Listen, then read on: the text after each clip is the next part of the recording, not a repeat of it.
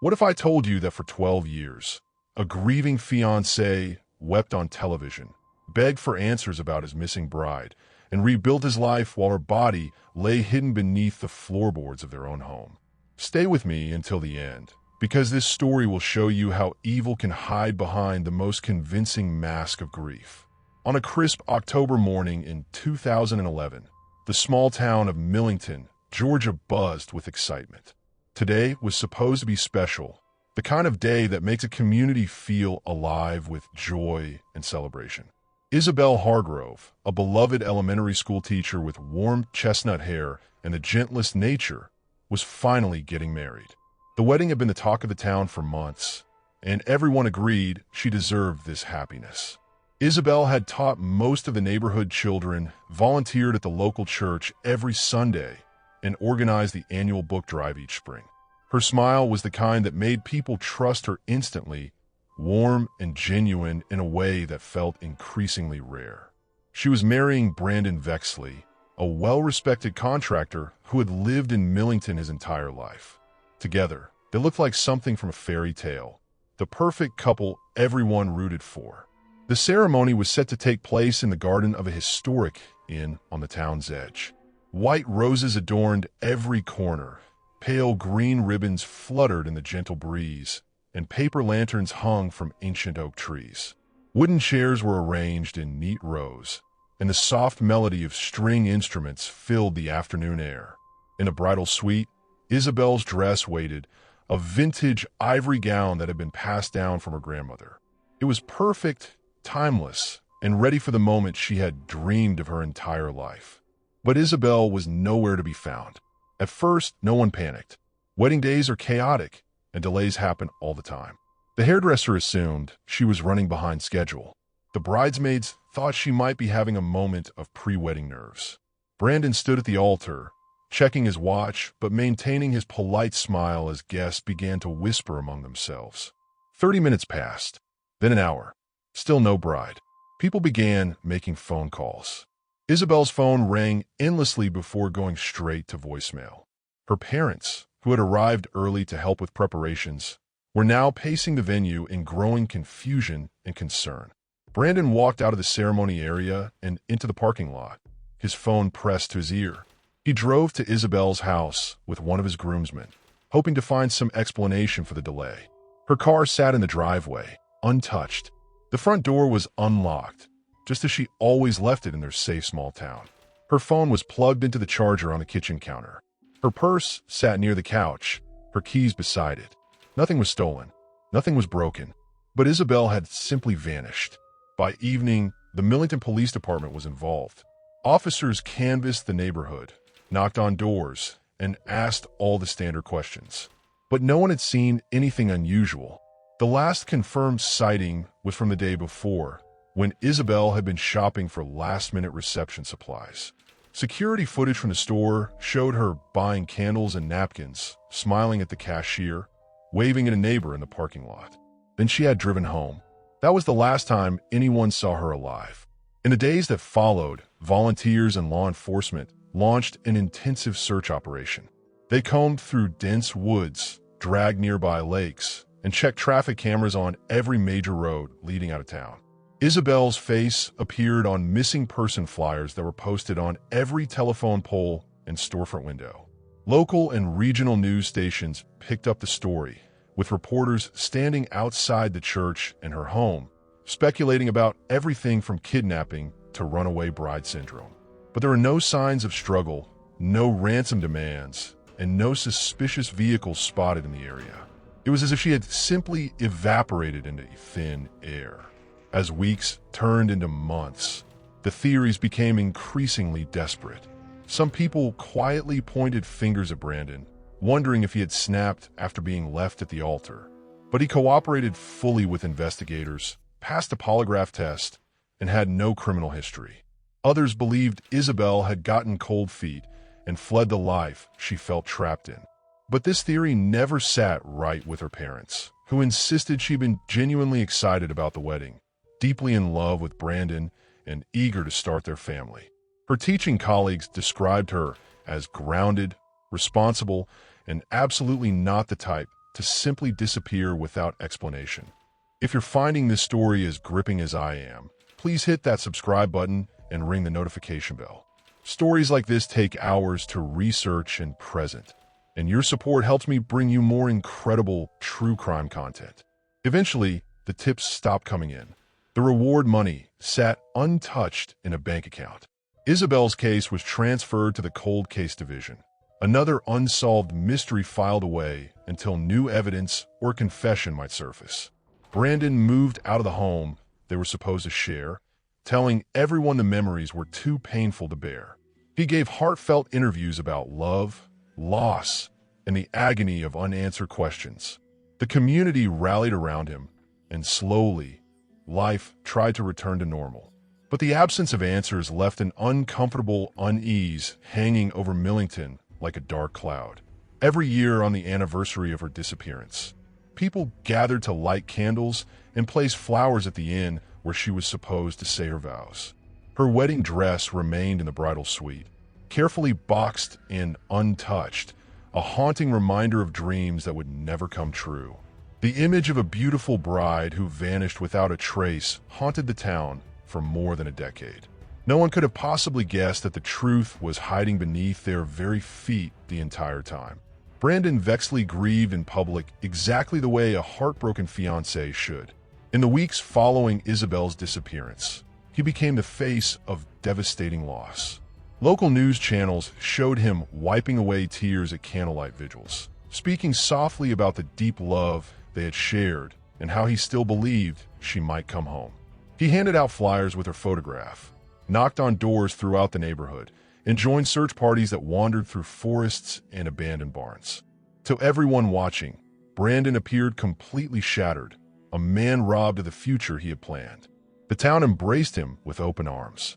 People brought casseroles to his door, donated generously to the reward fund, and offered hugs and words of comfort in grocery store aisles.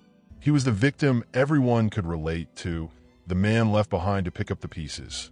But behind closed doors, things began shifting much faster than anyone expected.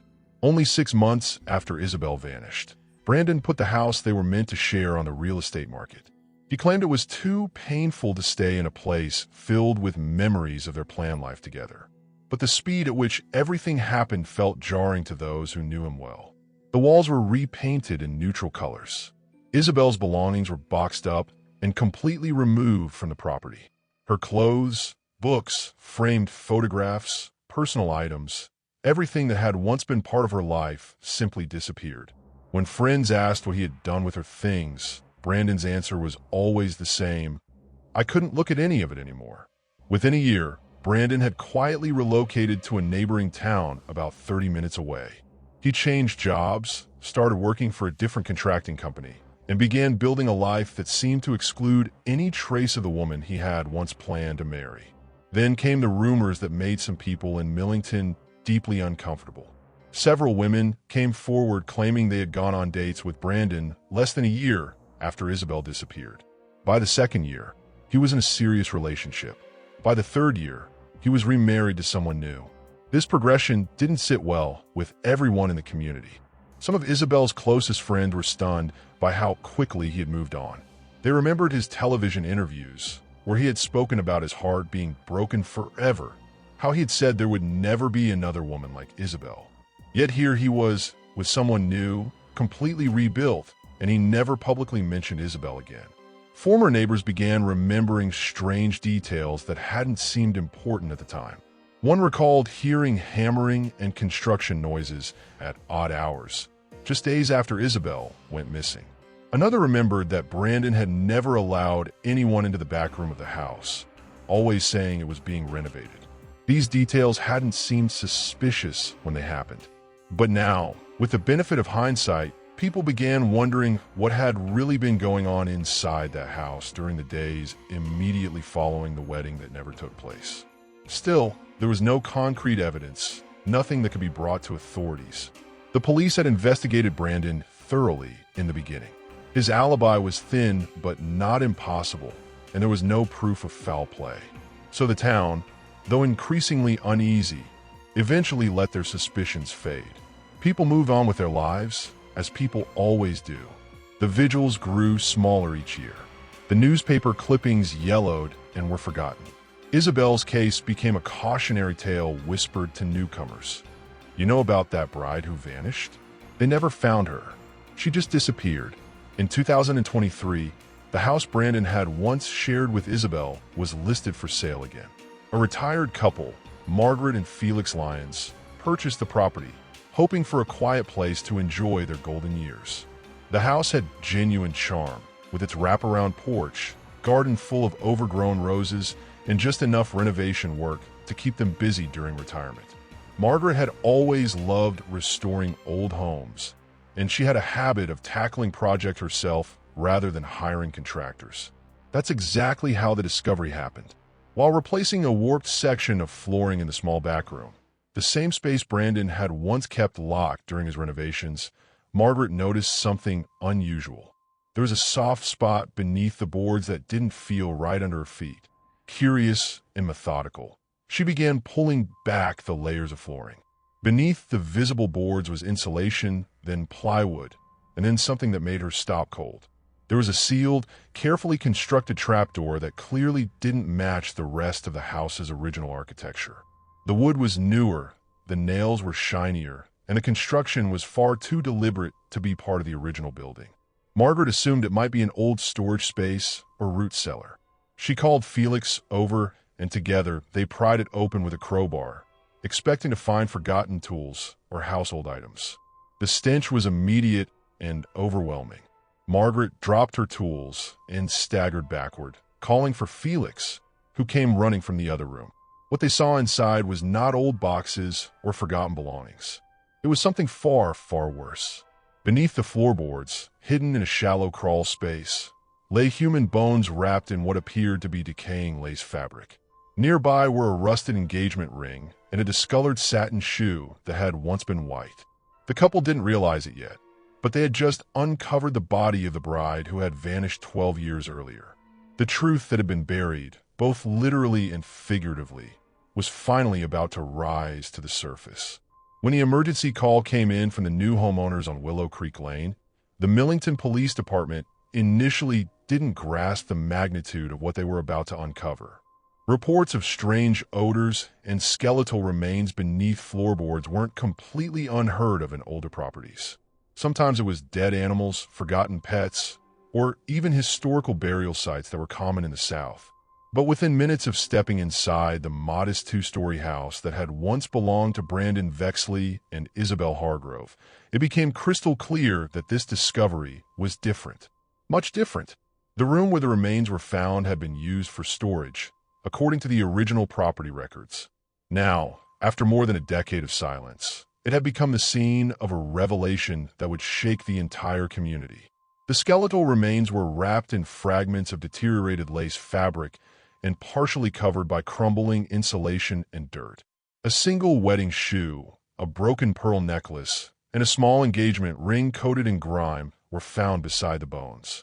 On the inside of the ring, investigators could make out a faint engraving, IH Forever.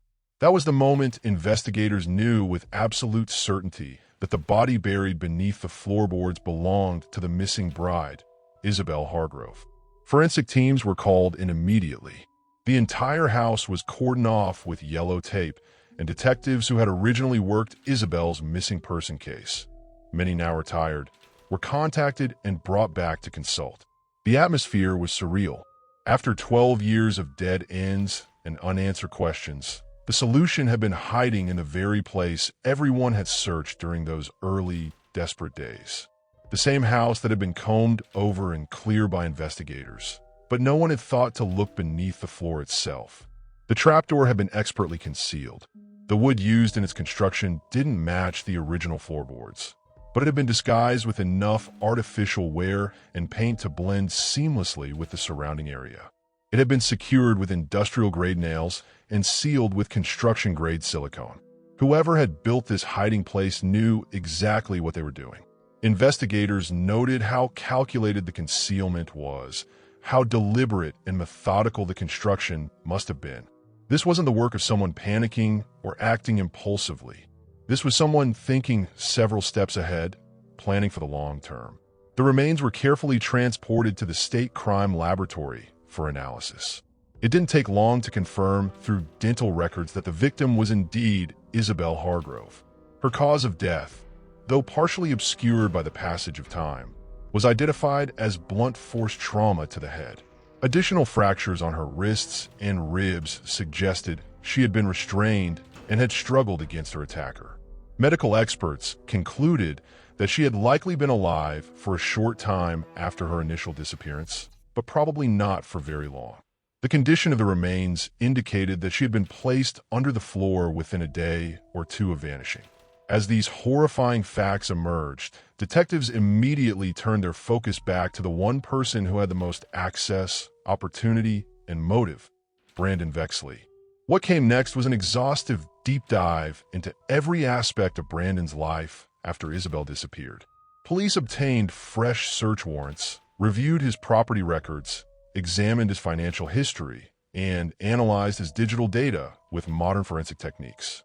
What they discovered raised even more disturbing red flags.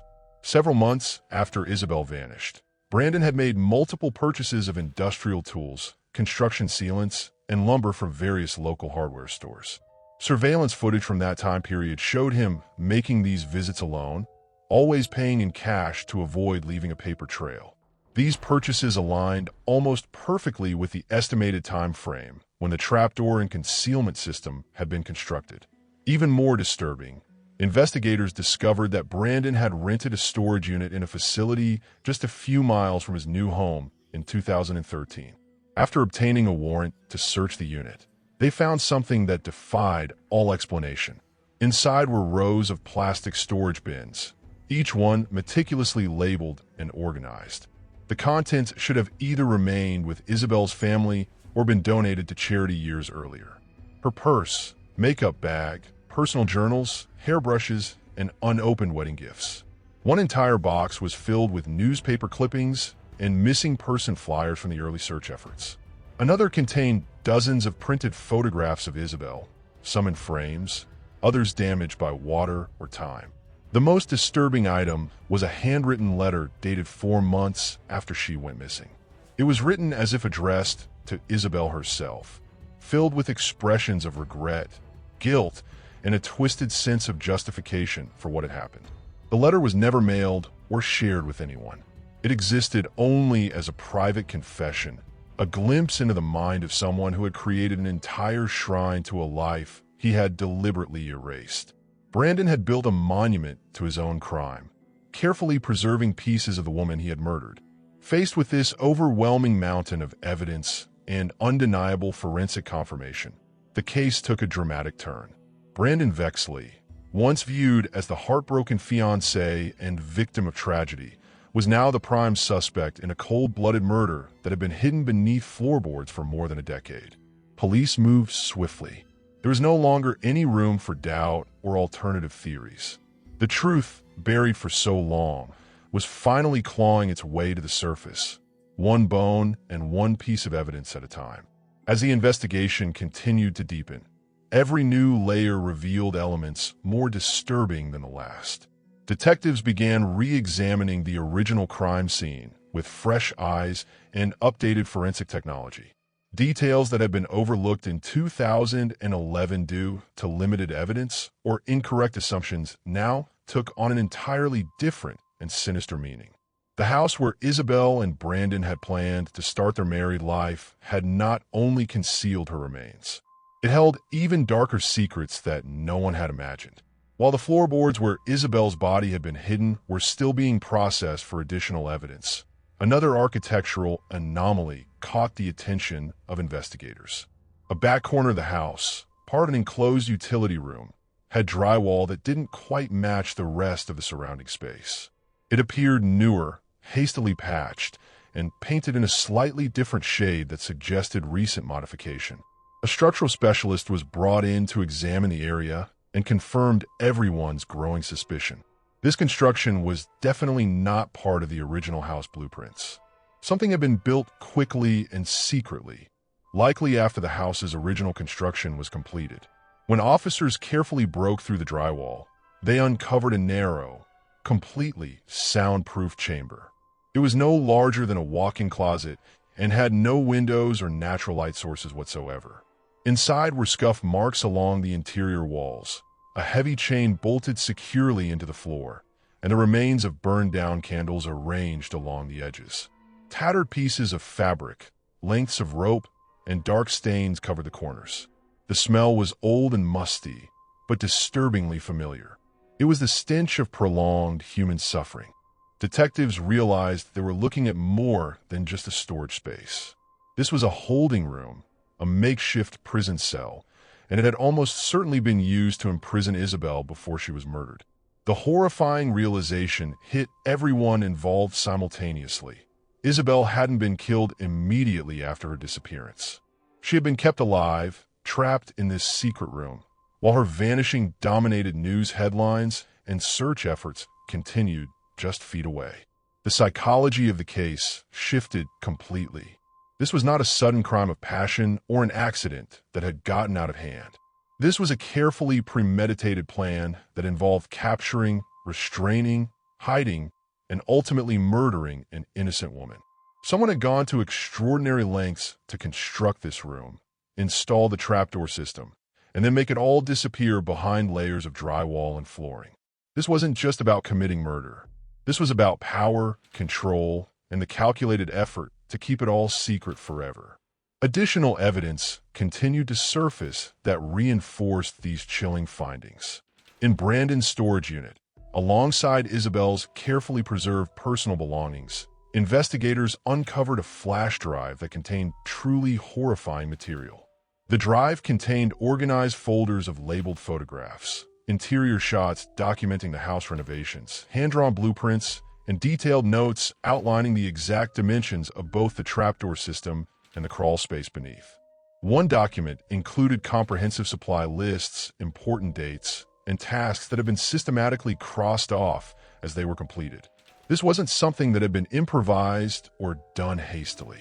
Brandon had methodically mapped out every single detail. Digital forensics experts traced all the files back to Brandon's personal laptop, confirming that he was the author of every document. Timestamps on the files aligned perfectly with the days immediately following Isabelle's disappearance. At the exact same time that he was appearing on local news programs, tearfully pleading for a safe return and begging the community for help, he had been secretly constructing the very space that would become her final tomb. Despite the absolutely overwhelming evidence against him, Brandon initially refused to speak to investigators or provide any kind of statement. But prosecutors quickly realized they didn't need a confession to build an airtight case. They had recovered the body. They had discovered the blueprints. They had found the hidden room and the detailed records showing his step-by-step plan to completely erase Isabelle from existence. But one final piece of evidence would solidify their case beyond any possible doubt. Tucked inside one of Isabelle's personal journals recovered from the storage unit was a small slip of paper. It appeared to be a note that had been torn hastily from a larger sheet, and the handwriting was shaky but unmistakably hers. The message was brief but absolutely heartbreaking. "I'm still here. Please, someone find me. Izzy." Forensic analysis determined that the ink had been applied during the same week she disappeared. The horrible truth was suddenly clear. She had still been alive, desperately pleading for rescue, while the entire world searched and grieved just outside her prison. The hidden room became the centerpiece of the prosecution's case, serving as physical proof of the unimaginable brutality Isabelle had endured during her final hours on Earth. Her death had been no accident, and the truth behind her disappearance had been carefully crafted with wood, nails, and 12 years of silence. With every nail removed and every board lifted, Brandon's carefully constructed mask of grief was systematically stripped away. The image of a man broken by tragedy crumbled completely, revealing a remorseless killer who had buried his darkest secrets along with his bride just beneath the surface of their shared home. Brandon Vexley sat in complete silence as the courtroom filled with the weight of a story that had haunted Millington for more than a decade. The once respected contractor, previously seen as a grieving fiancé, tragically left behind at the altar, now sat shackled and pale. He was no longer the polished, charming man who had convinced an entire town of his innocence.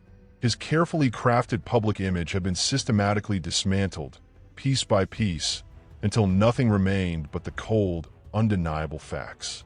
He had taken Isabelle Hargrove's life, buried her beneath the home they were supposed to share, and then lived freely for 12 years while pretending to mourn her loss. The trial drew massive media attention and public interest. Local residents who had once spent weekends searching the woods for Isabelle now filled the courtroom gallery, absolutely stunned by what had been uncovered. The prosecution built a relentless case, using everything discovered in Brandon's storage unit, the evidence from the hidden room, and the files found on his personal devices to reveal the complete truth. The flash drive containing blueprints, the photographs documenting the floor being dismantled and resealed, the journal entries, the handwritten note believed to be Isabelle's final message, and the detailed list of materials he had purchased all painted a clear picture. This was not a man who had acted in sudden rage or emotional distress. This was methodical, calculated cruelty carried out over an extended period. What shocked the jury most profoundly wasn't simply the fact that Isabelle had been murdered. It was the realization that she had likely been alive for hours, possibly even days, after she was first reported missing. Expert witnesses testified that the makeshift chamber hidden in the house showed clear signs of recent use at the time of her death. There were faint scratch marks on the interior walls, strands of her hair caught on rough surfaces, and remnants of food wrappers. Isabelle's final days had not been spent running away or hiding from her problems. They had been spent in captivity, in terror, in complete darkness, knowing that no one knew where she was. The prosecution called it psychological torture wrapped in a silence that lasted over a decade. Throughout this entire ordeal, Brandon had smiled warmly for news cameras, organized community candlelight vigils, and given tearful interviews about his devastating loss. The contrast between his public displays of grief and his private acts of violence disgusted the jury. Many struggled to understand how someone could play both roles so convincingly for such an extended period. The defense team argued that Brandon had acted during a moment of extreme emotional distress, claiming he had discovered that Isabelle was planning to leave him for another man. They portrayed her death as a tragic heat-of-the-moment incident rather than premeditated murder. But the construction of the hidden room, the deliberate sealing of the trapdoor, the systematic preservation of her belongings, and the detailed planning documents told a completely different story. You don't build a prison and prepare a grave for someone you hurt accidentally during an argument. It took the jury only 4 hours to return their unanimous verdict: guilty on all counts, including first-degree murder, unlawful imprisonment, and obstruction of justice. The judge, in a chilling closing statement, called Brandon's actions a betrayal of the deepest kind, murder disguised as mourning, evil hidden behind a mask of grief. Brandon Vexley was sentenced to life in prison without the possibility of parole. For the Hargrove family, the verdict brought a measure of justice, but it could never restore the peace they had lost. During her victim impact statement, Isabelle's mother revealed that she had spent 12 years dreaming of her daughter walking through the front door, still alive. Even knowing how improbable it was, that fragile hope had been a form of emotional survival. The discovery beneath the floorboards had shattered not only that hope, but their fundamental understanding of who Brandon really was. He had eaten dinner at their table, hugged them during television interviews, and made them believe he was suffering alongside them. The betrayal cut deeper than the original loss. The town of Millington was left permanently changed by these revelations. A community that had once united in shared grief now looked back at those early days with bitter understanding. They had mourned beside the very man who had caused their tragedy, and they had unknowingly helped protect his terrible secret through their support and sympathy. The garden where Isabelle was supposed to be married was eventually transformed into a permanent memorial space. Her name was engraved in stone beneath a flowering dogwood tree, creating a tribute to the life that should have blossomed in that very spot. Time moved forward, but Isabelle's story never truly faded from the community's memory. It became a sobering reminder that evil can sometimes wear the most convincing smile, and that beneath quiet streets and familiar homes, the darkest secrets can remain buried for years. For 12 long years, Isabelle Hargrove's story was sealed beneath the floorboards of the house, where she should have lived happily ever after. Now her voice echoes through every corner of the town that once waited for her return, ensuring that her truth will never be silenced again. If this story opened your eyes to how deception can hide in plain sight, please subscribe to see more incredible true crime investigations. Thank you for listening, and remember that sometimes the most dangerous person is the one everyone trusts.